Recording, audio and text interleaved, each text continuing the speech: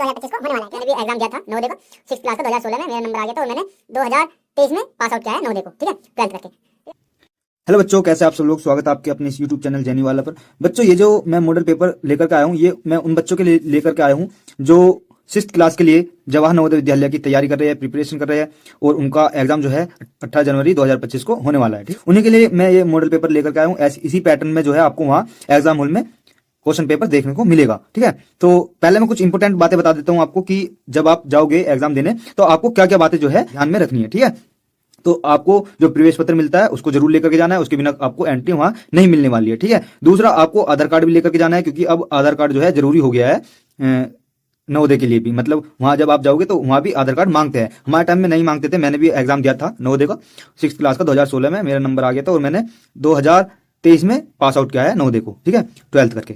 ठीक है, तो प्रवेश पत्र लेकर के जाना है। जब आप वहां एंटर करोगे तो आपको जो है बहुत सारे टीचर मिलेंगे। वहां आपको एक बड़े से मैदान में आपको इकट्ठा कर लेंगे, बैठाएंगे और वहां पे आपको बताएंगे कि आपको कैसे अटेम्प्ट करना है पेपर के बारे में। ठीक है, वहां पे उनमें से एक जो टीचर होगा, मेन जो स्पीच दे रहा होगा, वो आपके जिले के नवोदय का एक टीचर होगा। ठीक है, और बाकी के जो है वो ऐसी नॉर्मल टीचर होते हैं, जो लोकल स्कूल के होते हैं, वो वाले टीचर होते हैं जो आपके राउंड लगाएंगे वहां। ठीक है, फिर आपको क्लास में भेज दिया जाता है। फिर आपके पास ये क्वेश्चन पेपर आएगा, यहाँ पे टेप लगी हुई आएगी, ये आपको ऐसे पेंसिल देकर के ये हटा देनी है। ठीक है, फिर आपको सबसे पहले क्या करना है, अपना रोल नंबर भर देना है आप।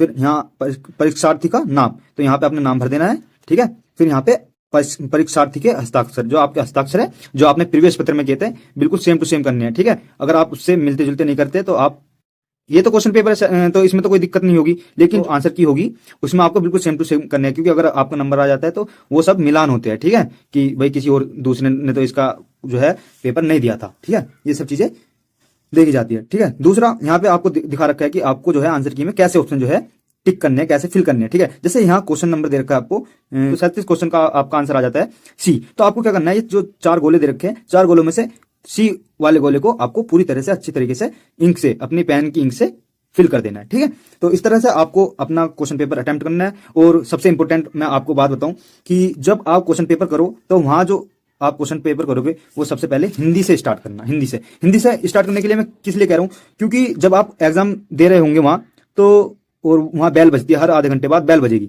ठीक है, तो वो बेल नहीं बज रही होती, वो आपके दिल और दिमाग पे घंटियां बज रही होती है, थप्पड़ से लगते हैं वहां पे जब वो बजती है। ठीक है, तो जब लास्ट में हिंदी का पोर्शन बचता है ना, और आपके पास माना 30 मिनट है, तो आपको 30 मिनट में भी वो हिंदी का पोर्शन करना भारी हो जाता है, क्योंकि आपको गद्यांश पढ़ने हैं और शार्प माइंड से वो पढ़ने होते हैं अच्छे तरीके से, ताकि आप उसके आंसर दे सको। लेकिन जब आपके दिमाग में जो है ये चलता रहेगा ना कि यार टाइम की किल्लत हो रही है, तो आपसे वो 30 मिनट में भी जो है गद्यांश नहीं हो पाएंगे।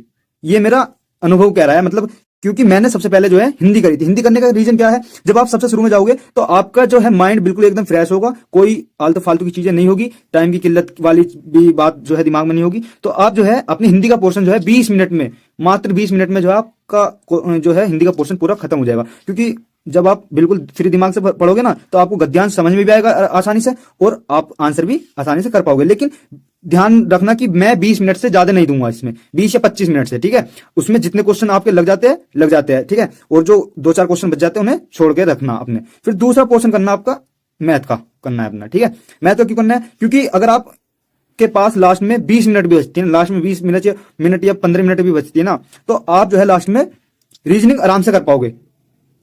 अदरवाइज जो अदर जो सब्जेक्ट है ना आपके, हिंदी और मैथ, ये लास्ट में नहीं हो पाते, इसमें आपको टेंशन रहती है टाइम की। जबकि रीजनिंग में आपको ऐसे टाइम की जो है टेंशन नहीं होगी, बिल्कुल भी नहीं होगी। ठीक है, लास्ट में जब हिंदी रीजनिंग बचेगी ना, आपके पास 15 मिनट भी है, तो आप रिलैक्स होकर रीजनिंग सोल्व कर दोगे। ठीक है, क्योंकि आपको विश्वास होता है रीजनिंग में कि मैं 15 मिनट में कर दूंगा। लेकिन मैथ में अगर आपके 5 क्वेश्चन भी रह रहे हैं ना और 15 मिनट रह रही है, तो आप जो है ना लुक करेगा आपका दिमाग। अगर लास्ट में 15 मिनट भी बच रही है ना मैथ में और आपके 5 क्वेश्चन बच रहे, तो उसमें भी करना मुश्किल हो जाएगा आपको, क्योंकि आपका दिमाग जो है ना वहीं डाइवर्ट होता रहेगा टाइम के लिए। ठीक है, तो आपको सबसे पहले क्या करना है, हिंदी आसानी से हो जाएगी, बहुत आराम से हो जाएगी। जब आप फ्रेश माइंड से पढ़ोगे तो हिंदी हो जाएगी। फिर आपको मैथ करना है, तब आपको रीजनिंग करना है। ठीक है, तो ये अब आपकी मर्जी, मैं तो बस आपको बता सकता हूँ, मार्गदर्शन कर सकता हूँ आपका। ठीक है, आगे आपकी मर्जी। तो इसलिए अब मैं आपको ये बात बता रहा हूं, तो इसलिए सबसे पहले मैं क्वेश्चन पेपर भी जो है, ये मॉडल पेपर हिंदी से ही शुरू करूंगा सबसे पहले। ठीक है, सबसे पहले जो क्वेश्चन करूंगा वो हिंदी का ही करूंगा, फिर मैथ का करूंगा, और शायद मैं मैथ का जो है आपको बोर्ड पर पढ़ूंगा। ठीक है, ऐसे चेहरे से। ठीक है, और ये जो है हिंदी और ये जो है आपकी रीजनिंग, ये आपकी यही करा दूंगा मैं पेपर पे, क्योंकि मेरे पास डिजिटल बोर्ड नहीं है ना, तो अब ये गद्यांश उतारूंगा इतने बड़े बड़े तो मुझे भी थोड़ी कठिनाई आएगी। ठीक है, तो हिंदी और रीजनिंग मैं आपको यहीं कराऊंगा, और मैथ जो है आपको बोर्ड पे करा भी सकता हूँ और यहीं भी करा सकता हूँ, अगर मुझे लगेगा कि मैं यहीं अच्छे से पढ़ा सकता हूँ मैथ को, क्योंकि मैथ थोड़ा समझाने की बात होती है मैथ में। ठीक है, तो मैथ को मैं यहाँ भी करा सकता हूँ और वहां भी करा सकता हूँ बोर्ड पे। ठीक है, तो चलिए स्टार्ट करते हैं अपने हिंदी का पोर्शन। तो सबसे पहले आपको शुरू से ही करना है, मतलब ऐसे ना कि 80 क्वेश्चन से ऐसे चलना है, ऐसे ऐसे नहीं, पहले हिंदी का मतलब वही फर्स्ट क्वेश्चन से करना है हिंदी का। ठीक है, तो और जब आप जो है आंसर की में आंसर भरो ना, तो ये बात ध्यान रखना बिल्कुल, जैसे 61 क्वेश्चन का आप आंसर की में आंसर टिक कर रहे हो ना, तो उसको ध्यान में रखना है बिल्कुल 61 का 61 में ही भरा जाना चाहिए, क्योंकि अगर एक में गलती हो जाती है ना, फिर लगातार आप गलती कर देते हो और उससे 5-6 डिब्बे आपके जो है गोले जो है गलत भरे जाते हैं। ठीक है, आते हुए भी वो गलत हो जाते हैं, तो इस गलती को आप नहीं दोहराओगे। ठीक है, आपको क्या करना है, एक एक गोला भी नहीं भरना, उसमें टाइम लगता है, आपको 5 सोल्व करने हैं और 5 उसमें भर देने हैं। ठीक है, या 4 भर दे, 4 जैसे रीजनिंग में एक पेज पे 4 आकृति आती है, तो 4 रीजनिंग आती है, तो पहले 4 पे गोले लगा लो, टिक लगा लो, टिक लगा लो, फिर उन्हें उसमें गोले में भर देना है। ठीक है, तो चलिए स्टार्ट करते हैं। ठीक है, तो सबसे पहले हम क्वेश्चन पढ़ लेंगे, ताकि हम क्वेश्चन का जब हम गद्यांश पढ़ेंगे तो उसमें आंसर जो है हम देख पाए आसानी से, मतलब हमें एकदम ध्यान चला जाएगा उन पे कि अच्छा ये तो हमने क्वेश्चन पढ़ा था अभी, ये रहा आंसर। ठीक है, ऐसे तो क्वेश्चन पढ़ते हैं। दोनों किताबों में चित्र कौन बनाया? दूसरा क्वेश्चन है प्रकाशित करने का क्या अर्थ है? तीसरा क्वेश्चन है गांधी जी के सिद्धांत किस किताब में है? चौथा क्वेश्चन है एक था मोहन किताबों के अध्याय में छुपे हैं। पांचवा क्वेश्चन है आपका विद्यालय शब्द का सही संधि विच्छेद है। ठीक है, तो पढ़ते हैं। गांधी जयंती के 150वां वर्ष में गांधी जी पर 2 सचित्र किताबें छपी। एक का नाम बापू की पाती तथा दूसरी किताब का नाम एक था मोहन है। इन दोनों के लेखक श्री सोपान जोशी तथा किताबों पर चित्रांकन श्री रामेश कुमार ने की है। अब यहाँ क्वेश्चन था दोनों किताबों में चित्र कौन बनाया, तो चित्र किसने बनाया? रामेश कुमार ने, ना कि सोपान जोशी। आप में से बहुत सारे बच्चे जो है सोपान जोशी पे लगा दोगे वहां एग्जाम हॉल में। ठीक है, वहां जो गलती होती है ना वो छोटी छोटी सी ऐसी होती है, जबकि सोपान जोशी ने क्या करा था, यहाँ दोनों किताबों के ये लेखक थे, इन्होंने किताब लिखी थी। चित्रांकन किसने किया था? रामेश कुमार ने। तो इसका सही ऑप्शन कौन सा हो जाएगा? रामेश कुमार। बी ऑप्शन जो है इसका सही हो जाएगा। ठीक है, सही दिख रहा है ना? हाँ, बी ऑप्शन इसका हो जाएगा। अब दूसरा क्वेश्चन क्या था? प्रकाशित करने का क्या अर्थ है? आगे बढ़ते हैं। इन दोनों के लेखक श्री सोपान जोशी तथा किताब पर चित्रांकन श्री रामेश कुमार ने की है। इसे ITM विश्वविद्यालय ग्वालियर ने प्रकाशित किया है। गांधी जी पर पूर्व में प्रकाशित किताबों से यह दोनों किताबें अपनी तरह अनूठी है। एक था मोहन में 40 छोटे छोटे अध्याय हैं। तो पहले प्रकाशित वाला क्वेश्चन कर लेते हैं। प्रकाशित करने का क्या अर्थ है? किताब को उजाले में रखना? नहीं, किताब को छपवाकर बेचना या बांटना। यह ऑप्शन जो है आपका सही हो जाएगा। किताब को लिखने का काम करना गलत, किताब को छापने का काम करना गलत, किताब को छपवाकर बेचना और बांटना, इसका सही ऑप्शन हो जाएगा बी। गांधी जी के सिद्धांत किस बात में है? तो अभी तक जो हमने पढ़ा उसमें कहीं नहीं आया। अब आगे पढ़ते हैं। एक था मोहन में 40 छोटे छोटे अध्याय हैं। सभी के शीर्षक में गांधी जी के अलग अलग संदेश भी छुपे हैं। जबकि दूसरी पुस्तक बापू की पाती में बापू के जीवन विरत विचार सिद्धांत। तो सिद्धांत किस में आया? बापू की पाती में आया। तो ऑप्शन कौन सा हो जाएगा? एक था मोहन में तो नहीं आया था, बापू की पाती में था। सिद्धांत किस किताब में है? तो गांधी जी के सिद्धांत किस किताब में है? तो बापू की पाती में है। ठीक है, तो सही ऑप्शन हमारा कौन सा हो जाएगा? सी ऑप्शन जो है हमारा सही हो जाएगा। एक था मोहन किताबों के अध्याय में छुपे हुए। एक था मोहन में 40 छोटे छोटे अध्याय हैं। सभी के शीर्षक में गांधी जी के अलग अलग संदेश भी छुपे हैं। तो क्या छुपे हुए हैं? संदेश छुपे हुए हैं। तो गांधी जी के संदेश इसका जो है सही ऑप्शन जो है हो जाएगा सी ऑप्शन, गांधी जी के संदेश। विद्यालय का शब्द का सही संधि विच्छेद है। तो विद्यालय में जो है दीर्घ संधि है, इसका हो जाएगा विद्या प्लस आल है। ठीक है, तो इसका सही ऑप्शन हो जाएगा डी। तो चलते हैं हम अपने नेक्स्ट अनुच्छेद की तरफ। ठीक है, तो इसमें भी ऐसे करेंगे, पहले क्वेश्चन पढ़ेंगे फिर अपना अनुच्छेद पढ़ेंगे। फल सब्जी क्यों सड़ जाती है? जीव जगत का क्या अर्थ है? माइक्रो ऑर्गेनिज्म जीव किसे कहते हैं? सूक्ष्मदर्शी किसे देखने के लिए होती है? मैक्रो ऑर्गेनिज्म जीव को हम देख सकते हैं। अब क्वेश्चन ये पढ़ते हैं गद्यांश अनुच्छेद। गद्यांश में बार बार इसलिए कर रहा हूं क्योंकि हमारे टाइम में गद्यांश ही बोलते थे, अभी अनुच्छेद आने लगे। ठीक है, दूध में थोड़ा दही डालें तो पूरा दूध धीरे धीरे दही बन जाता है। ठीक है, दूध में थोड़ा दही डालें तो पूरा दूध धीरे धीरे दही बन जाता है। यह हमने अक्सर अपने घरों में भी देखा है। ठीक है, इसी प्रकार अधिक दिनों तक रखे फल सब्जी सड़ जाते हैं। कभी कभी हम अचानक बीमार हो जाते हैं। आप जानते हैं ऐसा क्यों होता है? हमारी पृथ्वी पर विभिन्न प्रकार के जीव जंतु जैसे पेड़ पौधे, हाथी, मनुष्य, मछली, पक्षी, चींटी है, ये सभी हमें आंखों से दिखाई देते हैं। इन्हें हम बड़े जीव यानी मैक्रो मैक्रो होते हैं वही बड़े, ऑर्गेनिज्म कहते हैं जीव को, ठीक है। ये इंग्लिश में दे रखा, मतलब मैक्रो ऑर्गेनिज्म कहते हैं। किंतु कुछ जीव ऐसे भी होते हैं जिन्हें हम खाली यानी नंगी आंखों से नहीं देख पाते। जैसे अभी कोरोना वायरस आया था, तो वायरस को कोई देख सकता था क्या?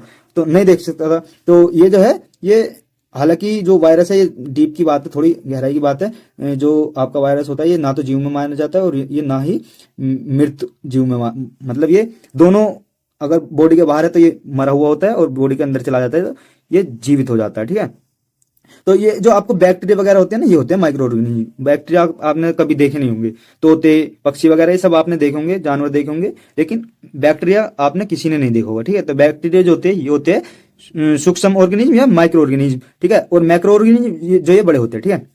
किंतु कुछ जीव ऐसे भी होते हैं जिन्हें हम खाली आंखों से नहीं देख सकते, वही बैक्टीरिया वगैरह। ऐसे जीवों को देखने के लिए हमें सूक्ष्मदर्शी कहते हैं इंग्लिश में माइक्रोस्कोप, आपने सुना हो माइक्रोस्कोप। ये आप बायो की लैब में जो है देखेंगे जब आप अपने कॉलेज में जाओगे, ये 6th-7th क्लास जो है आप पढ़ोगे, इसमें आपको जो है लैब में ले जाती है आपकी मैडम या सर हो बायोलॉजी के, वो ले जाते हैं, ठीक है। तो तब आप देखना ये सूक्ष्मदर्शी, ठीक है। इसलिए हम इन्हें सूक्ष्म जीव यानी माइक्रो होते हैं छोटा, ठीक है। माइक्रो ऑर्गेनिज्म यानी छोटे जीव जो है कहते हैं। यही सूक्ष्म जीव दूध को दही बनाते हैं। जो बैक्टीरिया होते हैं ना छोटे छोटे, वो दूध को क्या बना देते हैं? दही बना देते हैं। दही में बहुत सारे बैक्टीरिया होते हैं, लैक्टोबैसिलस, तो वो बना देते हैं। पदार्थों को सड़ाने और हमारे बीमार होने का कारण भी ये है।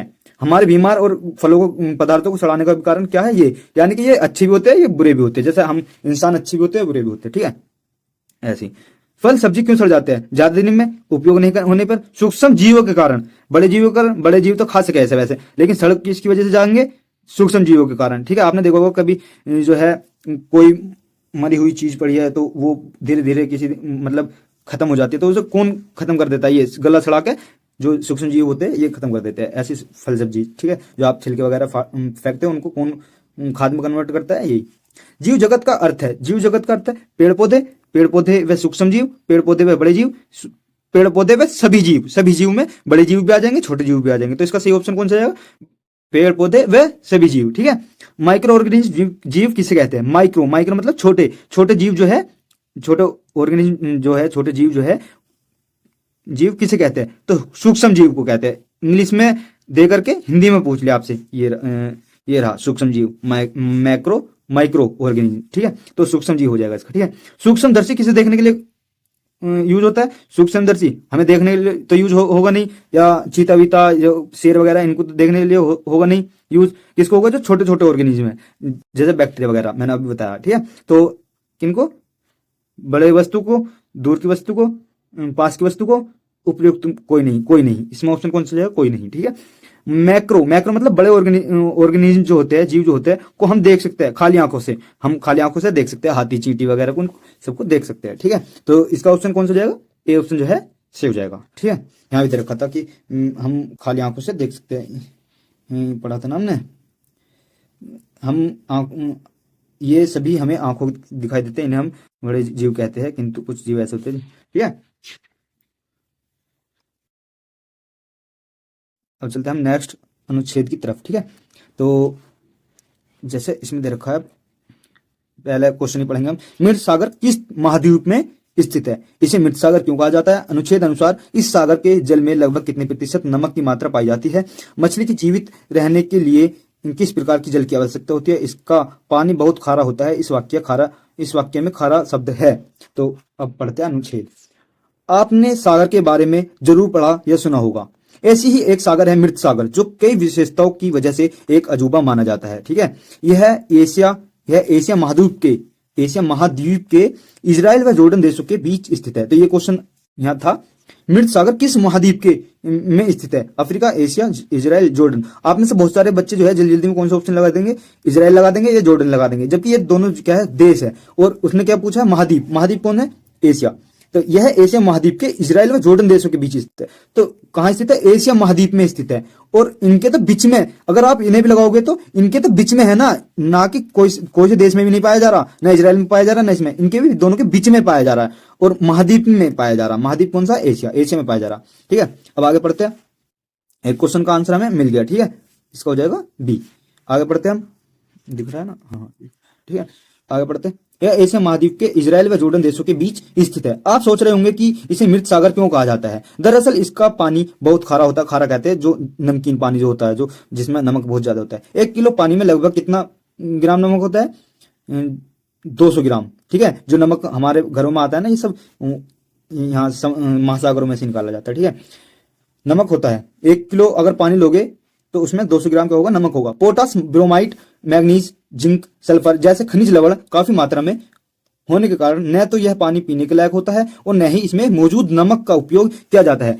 तो इसका नमक का उपयोग भी जो है नहीं किया जाता है। ठीक है, तो इस वाले मृत सागर के नमक का न किया जाता है, मतलब और जो सागर है उनका तो किया जाएगा ना, तो इसका ना किया जाता है क्योंकि इसमें जो है पोटास, ब्रोमाइट, मैग्नीज, जिंक ये जो है खनिज लवण बहुत सारे ये पाए जाते हैं। इसकी वजह से ये ना तो पीने के लायक होता और न ही इसमें मौजूद नमक का उपयोग किया जाता। नमक की संगता मतलब बहुत ज्यादा है। नमक की बहुत ज्यादा घनता या डेंसिटी, अगर आप इंग्लिश में जानते हो डेंसिटी, ठीक है। तो नमक की संगता ज्यादा होने की वजह से मछली या दूसरे जलीय जीव इसके पानी में जीवित नहीं रह सकते। तो कौन जीवित नहीं रह सकता? मछली, जलीय जीव जो रहे वो भी जीवित नहीं रह सकते। किसके कारण? इस नमक के कारण, जो नमक की इतनी ज्यादा मात्रा है। ठीक है, तो दूसरा क्वेश्चन क्या था, इसे मृत सागर क्यों कहा जाता है? इसके पानी में जलीय जीव जीवित नहीं रह सकते, इसलिए तो कहा जाता है क्योंकि इसमें कोई भी जीवित प्राणी नहीं रह सकता। ठीक है, तो जब जीवित प्राणी नहीं रह सकते तो मृत मतलब मरा हुआ सागर, इसलिए तो बोलते क्योंकि इस सागर में कोई भी जीवित चीज पाई न जाती, तो इसलिए तो इसे बोलेंगे हम मृत सागर। इसमें बोला लवण काफी मात्रा में होने के कारण, हाँ ठीक है पाए जाते, लेकिन इसके कारण थोड़ा ना माना लवण पाए जा रहे इसमें, और इसमें जीव भी बहुत सारे पाए जाते, तो क्या इसे हम मृत सागर बोलते? ना बोलते, बिल्कुल ही ना बोलते।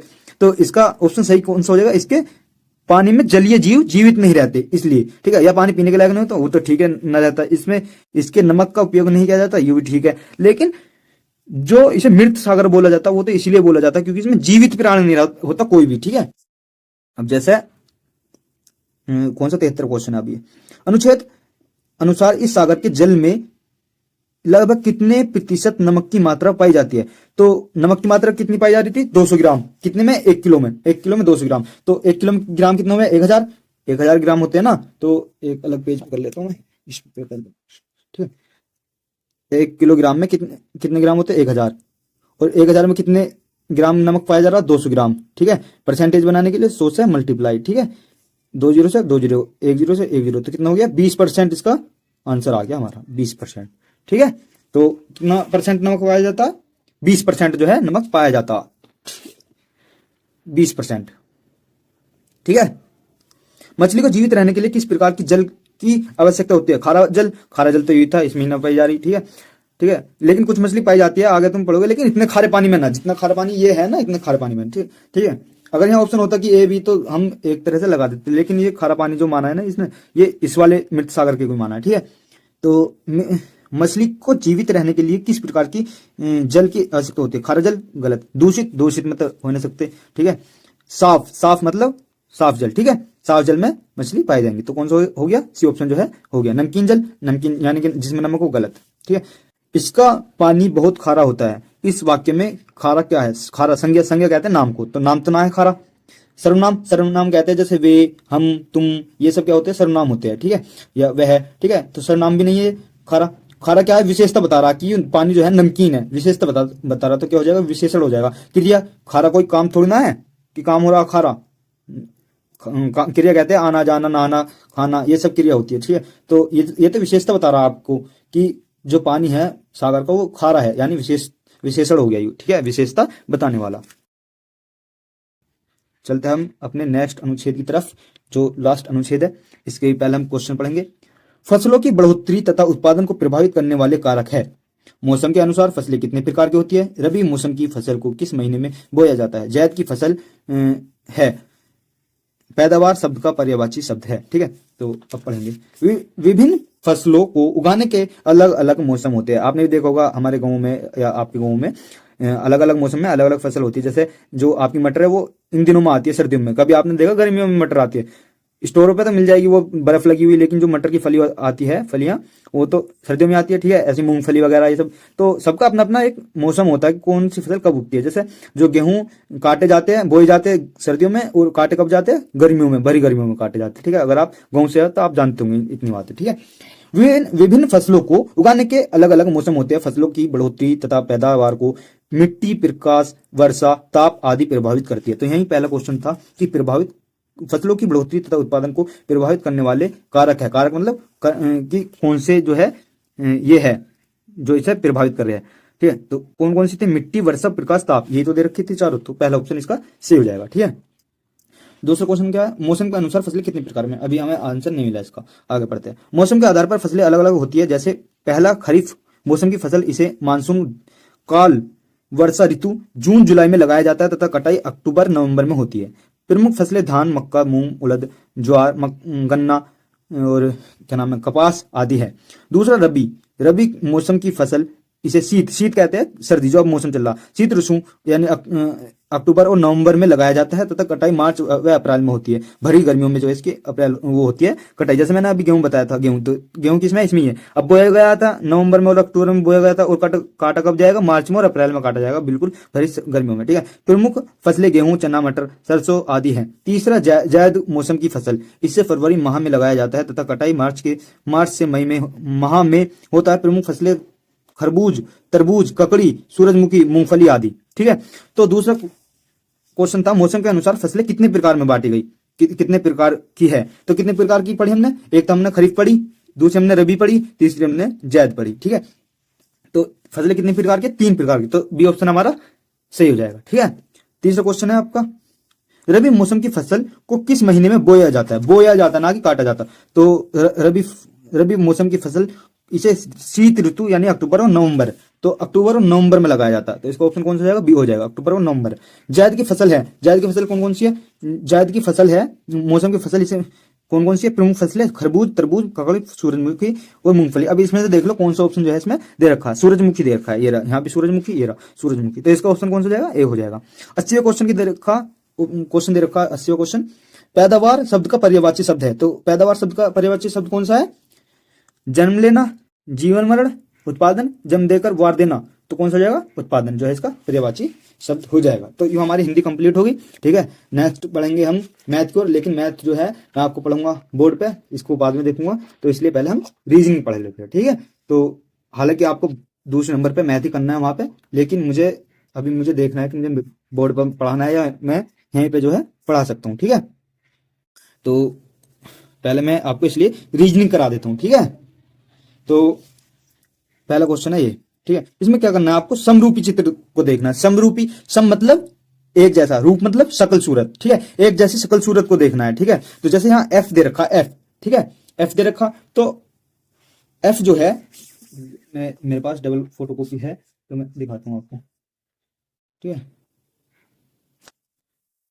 जैसे यहाँ अभी ऑप्शन ढक देता हूँ। ठीक है, मैंने यहाँ सोल्व करके कर रखा है वैसे थोड़ा। ठीक है, तो देखो जैसे एफ है, ठीक है, एफ का जो ये साइड है, ये वाला पोर्शन है, ये राइट हैंड की साइड है, राइट हैंड इधर की साइड है, देखो इधर की साइड। लेकिन इस वाले एफ की देखोगे आप, इधर की साइड है, तो ये तो इसके जैसा नहीं हो सकता, इस वाली के जैसा देखना है आपको, इस वाली के जैसा। ठीक है, इसके जैसा।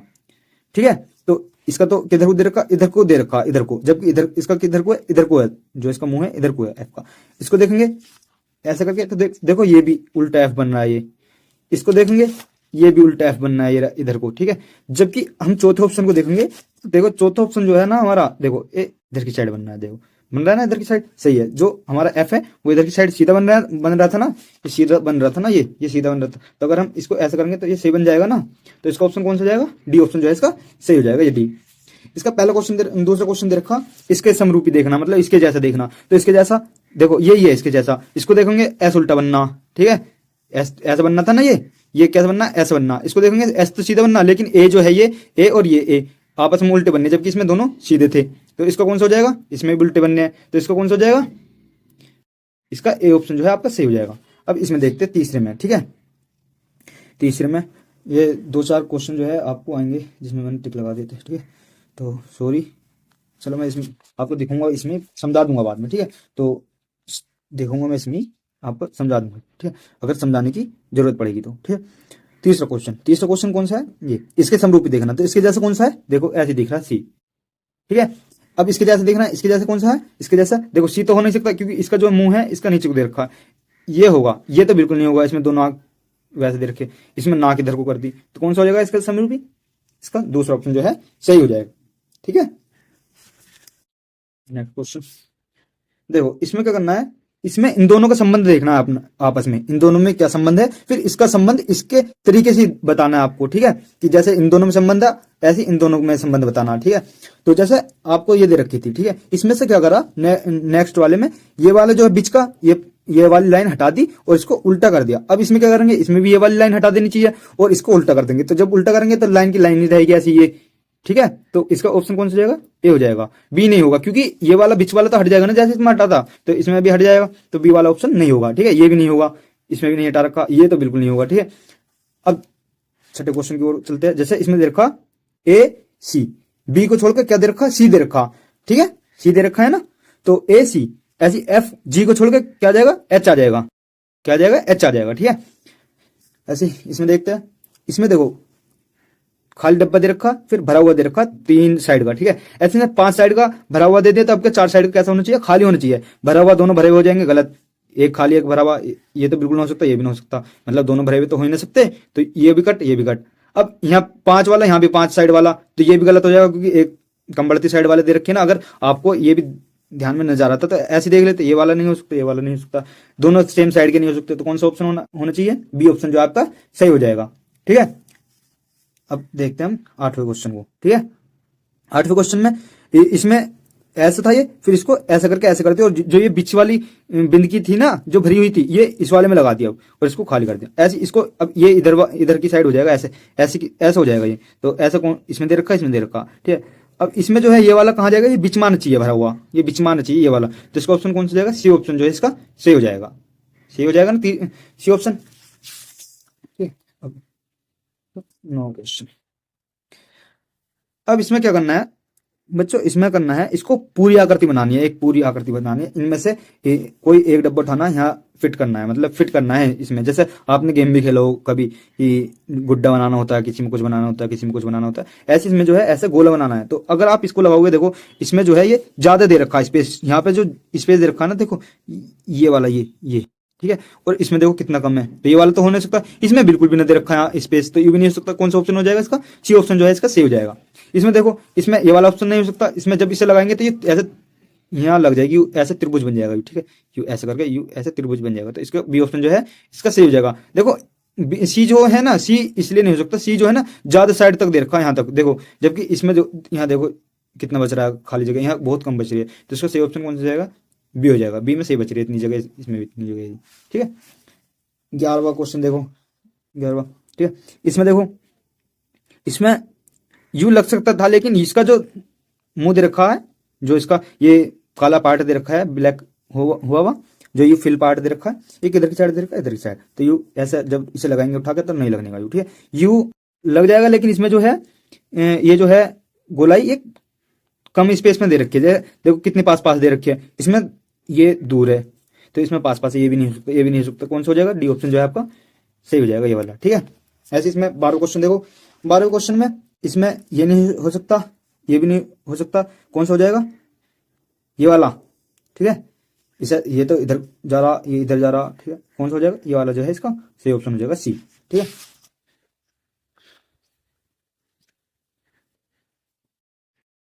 इसे देखो, इसमें क्या करना है, इसमें अलग भिन्न आकृति देखनी है, भिन्न आकृति देखो, 3 जो है एक विधि से बने हुए हैं, सिमिलर विधि से, मतलब एक जैसी कुछ इसमें पैटर्न दे रखा आपस में, और चौथी जो है सबसे अलग पैटर्न की दिखेगी, ठीक है। जैसे इसमें जो है, इसमें जो त्रिभुज है, त्रिभुज के अंदर क्या है, ये वर्ग है, और त्रिभुज के बाहर भी क्या है, वर्ग है। ऐसे इसमें देखो, वर्ग के बाहर क्या है, त्रिभुज, वर्ग के अंदर क्या है, त्रिभुज, मतलब जो बीच वाला है ना उसके बाहर भी वही होना चाहिए सेम, और उसके अंदर भी सेम होना चाहिए। जैसे इसके अंदर देखो, त्रिभुज के अंदर वर्ग था, तो वर्ग त्रिभुज के बाहर भी वर्ग था, यहाँ वर्ग के बाहर त्रिभुज है, तो वर्ग के अंदर भी त्रिभुज है।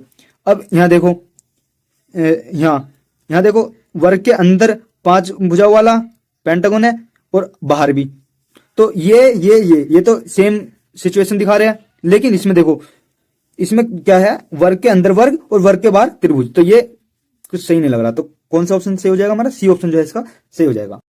इसको देखो, बी ए बी, ठीक है। अब आप बोलोगे कि इसमें छोटी ABCD छोटा बी दे दिया, तो ऐसे इसमें भी छोटा ए दे रखा, तो ये कोई दोनों में सिमिलर वो कर दिया, तो अब ना तो हम इसे लगा सकते ना इसे, क्योंकि दो ऑप्शन तो हो नहीं सकते। तो यानी कि इसको जो क्वेश्चन को दे रखा है ये इसके बेस पे नहीं दे रखा कि छोटी एबीसीडी को हम देखें, यानी कि हमें नजरअंदाज करना पड़ेगा छोटी एबीसीडी को। तो हमें ऐसे देखना पड़ेगा A B A B A B, ये क्या दे रखा बी ए, तो इसका सही ऑप्शन कौन सा हो जाएगा 14वां। ठीक है, ऐसे ही इसमें देखो, इसमें इसके जैसा कौन सा, ये भी इसके जैसा, ये भी इसके जैसा, ये भी आपस में तीन जो है ये आपस में कैसे एक जैसे, लेकिन ये एक जैसा नहीं है। देखो इसका, ये देखो ये वाला पोर्शन, ठीक है, इसका देखो ये वाला पोर्शन, इसके सबके सेम है, इसका अलग है। तो इसका सही ऑप्शन कौन सा हो जाएगा सी, क्योंकि सी जो है सबसे भिन्न है, भिन्न मतलब अलग। ऐसे इसमें देखो ये जो है, देखो 5, ये 5 लिख रहा है रोमन अंक में, आपने लिखा हुआ देखो रोमन अंक में लिखा हुआ होता है ना, ऐसे करके 1 2 3, ठीक है, 4 5, ठीक है, ऐसे लिखे हुए देखोगे तो ये 5 बनना है रोमन अंक में। ठीक है, और हिंदी में आप जब हिंदी की बुक्स वगैरह देखोगे, उसमें अगर ऐसी लैंग्वेज में आपने कभी देखोगे तो ये भी 5 है, ये भी 5 है, तो ये इसका सबसे अलग है। ठीक है, ये 5 नहीं है, तो इसका ऑप्शन कौन सा हो जाएगा, इसका ऑप्शन हो जाएगा ए। ठीक है, तो चलते हैं हम अपने नेक्स्ट क्वेश्चन की तरफ। अब इसमें क्या है, दर्पण कहते हैं शीशे को, शीशे को। तो इसमें क्या करा, ऐसे ये आकृति दे रखी है और ऐसा मान लो, ऐसा समझ लो आप कि यहाँ एक शीशा लगा दिया ऐसे, तो आपको अब इस शीशे में देखना है, इस शीशे में यहाँ पे देखनी है इस आकृति को। तो जब आप इस आकृति को इस शीशे में देखोगे तो आपको कैसी दिखाई देगी, तो कैसे दिखाई देगी, ये वाला जो हाथ है वो शीशे के सबसे नजदीक दिखाई देगा ये वाला, तो ये कैसे दिखाई देगा, ये वाला शीशे के बिल्कुल नजदीक होगा और ये शीशे के दूर होगा। तो शीशे के पास कौन सा है, ये, और शीशे से दूर, सही है सही है सही है सही है, हाथ देखे तो सही है। तो ये तो गलत हो जाएगा, ये तो टांग ऊपर कर दी मुंडी नीचे कर दी, तो ये तो बिल्कुल ही गलत हो जाएगा। ठीक है, अब देखो इसकी टांगे देखो, टांग जो है इसकी टांगे जो है वे शीशे में ऐसी दिखेंगी, कैसी भी कर लो, ऐसी कर लो या ऐसे कर लो, कैसी कर लो ऐसी दिखेंगी। ठीक है, ऐसे तो ना, एक दोनों टांग इधर को भग जाएंगी, ये दोनों टांग अंदर को हो जाएंगी ऐसे, तो ये ऑप्शन भी खत्म, ये भी खत्म। तो कौन सा हो जाएगा, ये वाला सी ऑप्शन जो है हमारा सही हो जाएगा। ठीक है, अब देखो ऐसा शीश लगाया मैंने फिर से यहाँ तो सबसे पहले क्या दिखेगा, यहाँ पे एफ दिखना चाहिए, फिर बाद में ए दिखना चाहिए, एफ वो भी उल्टा, और ए को जब हम ऐसा करेंगे उल्टा, ऐसा ना कि मुंडी इधर कर दी मैंने, मतलब ए ऐसे चमकेगा यू, एफ ए ऐसा करके यू, ऐसा करके ऐसे चमकेगा, और फिर इसके बाद ए चमकेगा ऐसे। ठीक है, तो ऐसा कौन सा ऑप्शन है, देखो डी ऑप्शन दे रखा है ऐसे। ठीक है, ऐसा कौन सा ऑप्शन दे रखा, डी ऑप्शन दे रखा। अब देखो 19वां क्वेश्चन देखो। ठीक है, इसमें जब हम शीशे में देखेंगे तो इसमें सेम टू सेम बन जाएगा, ऐसे का ऐसे बन जाएगा यूं। ठीक है, ऐसे का ऐसे बन जाएगा, तो ऐसे का ऐसे किसमें, इसमें है देखो। ठीक है, इसका जब हम शीशे में देखेंगे तो ऐसे का ऐसे तो बनेगा यूं, ऐसे यूं करके यूं ही रह जाएगा यूं। ठीक है, तो कौन सा जाएगा, इसका सी ऑप्शन जो है इसका सही हो जाएगा। इसमें देखो जब हम इसे शीशे, अब के शीशे जो है नीचे की साइड लगा दिया, इसमें नीचे की साइड लगा दिया ऐसे। ठीक है, जैसे ये ऐसा करके लगा दिया ये शीशा। ठीक है, तो इसमें जब आप देखोगे तो ये वाला जो पोर्शन है ना, ये ऐसे चमकेगा यहाँ, तो ये वाला जो खाली है ये खाली चमकेगा, ये भरा हुआ चमकेगा, यानी कि ये वाला खाली और ये वाला भरा हुआ, ये वाला खाली ये वाला भरा हुआ, ये वाला खाली ये वाला भरा हुआ, ये वाला खाली ये वाला भरा हुआ। देखो इसमें तो कौन सा ऑप्शन हो जाएगा, डी ऑप्शन जो है हमारा सही हो जाएगा। ठीक है, थोड़ी वीडियो तो देखो लंबी बनेगी, जब मैं अच्छे से समझा रहा हूँ, ऐसे ही समझाऊंगा मैं जल्दी जल्दी तो आपकी समझ नहीं आएगा, फिर फायदा क्या। इसमें देखो क्या बना रहा, इसको पूरा स्क्वायर बना देना, इनमें से जोड़ के आकृति इसको स्क्वायर बना देना। ठीक है, तो जब हम इसको जोड़ेंगे देखो पहली आकृति जो है हमारी सही जा रही है, सही जो है इसमें आगे फिट हो जाएगी। इसे देखेंगे देखो इसका जो यू है ये वाला, ये जो निकल रहा ये बिल्कुल सीधा, इसका देखियो टेढ़ा जा रहा, इसका भी टेढ़ा जा रहा, इसका सीधा जा रहा, लेकिन ये जो है चोंच, ये जो दूसरी वाली चोंच है ये ज्यादा लंबी निकल रही है, जबकि इसमें कम लंबी है ये। ठीक है, तो इसका ऑप्शन ये हो जाएगा। इसमें कौन सा जुड़ जाएगा, इसमें बी आना चाहिए, क्योंकि इसमें जो है देखो यहाँ सही से गोलाई नहीं दे रखी, इसमें पूरी गोलाई दे रखी है, इसमें गोलाई नहीं दे रखी अच्छे से, इसमें सही गोलाई दे रखी है। ठीक है, तो इसको कौन सा हो जाएगा, ये वाला हो जाएगा। अब आप बोलोगे ये भी तो हो जाएगा, ये बच्चा इसका यूं यहाँ तक हो जाएगा, यूं यहाँ तक, तो इसका सही वर्ग नहीं बनेगा, पूरा सही नहीं आएगा, मतलब छोटा हो जाएगा, यूं छोटा आएगा मतलब ये। तो इसका सही ऑप्शन कौन सा जाएगा, बी हो जाएगा इसका सही ऑप्शन। ठीक है, और अब इसका देखते हैं इसका कौन सा होना चाहिए, इसका हो जाएगा आपका ए होना चाहिए ना। देखो बी ज्यादा एकदम ऐसे कर दिया, ऐसे पूरा खड़ा कर दिया ऐसे ऐसे, जबकि थोड़ा यहाँ से लेटी हुई है, देखो ये बिल्कुल सही जा रहा है, जब आप ऐसा करके लगाओ बिल्कुल सही चला जाएगा। ठीक है, तो इसका ऑप्शन कौन सा है, ए हो जाएगा, सी भी नहीं होगा, डी भी नहीं होगा। इसका देखो इसमें ये तो होगा नहीं बिल्कुल भी, क्योंकि देखो ये छोटा सा दे रखा है, यहाँ से छोटा सा दे रखा है, इसमें देखो लंबा दे दिया। ठीक है, तो ये हो सकता है, ये भी हो सकता है, ये भी हो सकता है। ठीक है, अब देखो इसका ये देखो ठीक है। तो एक तो हमारा ऑप्शन कट गया, ये तो हमारा कट गया ऑप्शन ये वाला, ठीक है। तो इसको देखेंगे, ठीक है। तो इसके बाद ये वाले को देखो, तो इसमें ये लग जाएगा, ये नहीं लगने का, देखो इसमें ऐसे दे दिया तो ये भी नहीं लगने का। अब इसमें और इसमें बचा, देखो अब जब हम इसे लगाएंगे इसमें, तो ये खुद इतना बड़ा है, ये भी इतना बड़ा, तो ये तो डब्बे से बाहर निकल जाएगा, तो ये भी नहीं आएगा। तो इसका ऑप्शन कौन सा जाएगा, डी ऑप्शन जो हमारा सही हो जाएगा, ठीक है। अब देखो इसमें आकृति देखनी थी कि ये वाली आकृति जो है किसमें छुपी हुई है, इसमें छुपी हुई आकृति बतानी है, ये छुपी हुई आकृति किसमें है। तो जब हम इसे देखेंगे तो ये जो आकृति है ये किसमें मिल जाएगी, हमें इसमें मिल जाएगी। कैसे मिल जाएगी, देखो मैं इसमें दिखा रहा हूँ आपको, ये आपको दिख रही हो ऐसे करके, ये है ना। और बच्चों को समझा रखा है, जो हमारी कोच मतलब मेरे पास आते हैं ऑफलाइन, उनको मैंने ये समझा रखा, तो इसलिए थोड़ा पेन चला हुआ है, ठीक है। तो मैंने वैसे तो दिखाई दिया आपको, तो पोज करके उसे तो सोल्व कर देना, ठीक है, कर लेना। अगर आपको पोज भी करनी है, वीडियो खुद से सोल्व करना, ठीक है। देखो ये बन गई ये वाली आकृति, ठीक है। तो अब देखो इसका आपको बताना है इसका कौन सा होगा, तो इसका कौन सा हो जाएगा, इसका जो है ये वाला ऑप्शन हो जाएगा। ये वाला ऑप्शन कैसे हो जाएगा, देखो ये बन गई, ये ऐसे करके ऐसे जाओगे, सॉरी ऐसे करके ऐसे जाओगे, ऐसे जाओगे और ऐसे ऐसे ऐसे ऐसे ऐसे ऐसे ऐसे, ठीक है। ऐसे तो दे रखा है, देखो ये ऐसे ऐसे और ऐसे, ठीक है। तो डी ऑप्शन जो है इसका सही हो जाएगा। इसका देखो 27 का, 27 का ये तो बिल्कुल नहीं हो सकता, इसमें चोंच नहीं है, इसमें चोंच थी, ठीक है। ये नहीं हो सकता, ये भी नहीं हो सकता, ठीक है। इसको देखेंगे, इसको देखेंगे। अब इसको देखो, इसका जो ये है यहाँ से ये ऐसे है, तो इसमें देखो ये उल्टा दे दिया, ऐसे ऐसे करके ऐसे दे दिया, तो इसका ऑप्शन कौन सा हो जाएगा, इसका ऑप्शन जो है बी हो जाएगा, ठीक है। ऐसे इसमें देखना, इसमें ना ये होने का, ये ना ये होने का, ना ये हो जाएगा, ठीक है। आप सॉल्व करोगे ये हो जाएगा, ऐसे करके यहाँ से ये ऐसे, सॉरी ऐसे करके ऐसे ऐसे ऐसे ऐसे हो जाएगा, ठीक है। तो 28 कौन सा हो जाएगा, ए हो जाएगा, ठीक है। तो अब हम देखेंगे पेपर कटिंग। अब इसमें ये है पेपर कटिंग कि अगर हम इसको पहले ऐसे फोल्ड करें, हमने ये चार, देखो ऐसे कुछ समझाता हूं मैं आपको, एक पेज ले लेता हूं,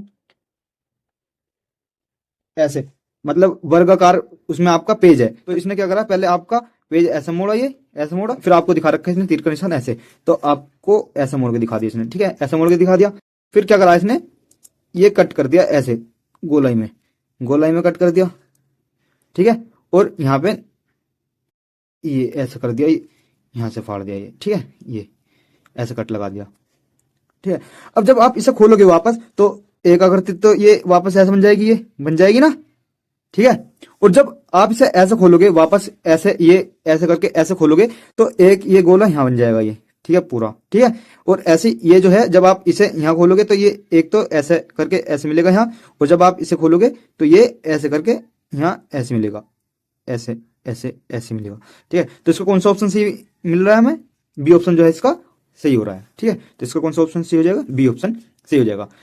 इसका देखते हैं, इसने पहले ऊपर से ऐसे नीचे को मोड़ा, फिर इसने ऐसे मोड़ दिया, तो जब अब इसने ऐसे करके ये कट लगा दिए, जब हम इसे वापस खोलेंगे तो ये जो है ये ऐसे करके ऐसे हो जाएगा, और ये वाला ऐसे हो जाएगा, ठीक है। फिर जब हम इसे वापस से ऐसे खोलेंगे तो ये ऐसे करके ये ऐसे हो जाएगा, ठीक है। और ये वाला जो है ये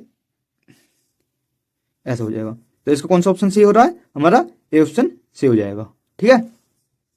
ऐसे हम 31वां क्वेश्चन देखते हैं। इसने पहले ऐसे करके मोड़ा इसे, फिर इसने ऐसे करके मोड़ा, ये इधर की साइड ऐसे मोड़ा, तो फिर इसने ये कट लगाए। अब जब हम इसे ऐसे मोड़ेंगे, वापस खोलेंगे, ऐसे खोलेंगे, तो ये ऐसे मिलेगा, ऐसे मिलेगा, ठीक है। ऐसे यहाँ भी दो ये बन जाएंगे, जब इसे वापस ऐसे खोलेंगे, ठीक है, तो ये बन जाएंगे ऐसे, ठीक है।